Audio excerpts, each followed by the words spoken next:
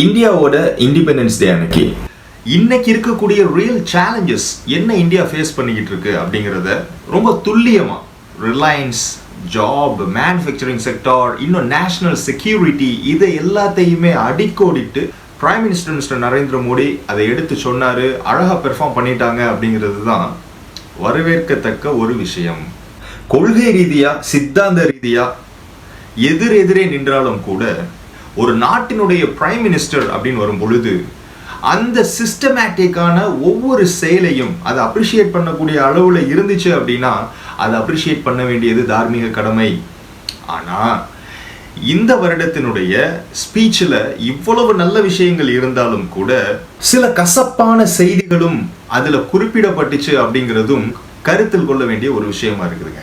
ஆத்மநிர்பார்தா அப்படின்னு சொல்லுவாங்க, self Reliance, தற்சார்பு பொருளாதாரத்தை சார்ந்து இருக்கணும், தன்னுடைய சுய நம்பிக்கையில இயங்கணும், அடுத்தவர்களின் மீது ஒரு டிபெண்டன்சி என்னைக்குமே இருக்கக்கூடாது, அடுத்தவர்களை சார்ந்து என்னைக்குமே இந்தியன் கவர்னன்ஸ் இருந்துடக்கூடாது, இந்த எக்கனாமியை முடிவு பண்றது நம்மளா இருக்கணும், இது அடுத்த நாடாக இருந்துடக்கூடாது அப்படின்றத வலியுறுத்தக்கூடிய ஒரு செய்திங்க அது.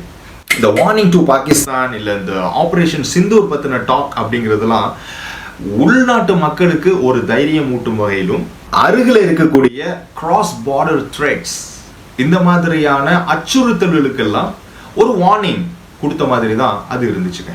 ரெட் ஃபோர்ட்ல அவ்வளவு பெரிய மதிக்கத்தக்க மேடையில் ஒரு சர்வீஸ் செக்டார்ல இருக்கக்கூடிய ஒரு அமைப்பு, அது நிறைய தடவை பேன் பண்ணப்பட்ட ஒரு அமைப்பு RSS அப்படிங்கிறத 100 ஆண்டு காலத்தை அவங்க கடந்து போயிட்டாங்கிறத அப்ரிஷியேட் பண்ணி ஒரு பாயிண்ட் அந்த ஸ்பீச்சில் இருந்ததுங்கிறது காமன் சிட்டிசன்ஸுக்கு ஒரு கேள்வி உண்டு பண்ணிடுச்சு. ஆனாலும் கூட அதுல ஒரு ஹிண்ட் பிரைம் மினிஸ்டர் என்ன சொல்லியிருக்காரு அப்படின்னா, இவர்களுடைய அந்த இன்ஃப்ளூயன்ஸ் அப்படின்றத கொஞ்சம் குறைச்சிக்கிட்டா நல்லா இருக்கும், அதிக தலையீடு அப்படின்றத தயவு செஞ்சு பண்ணாதீங்கிற மாதிரி ஒரு ஹிண்ட் கொடுத்ததும் இன்னும் கேள்வியை அதிகப்படுத்துது.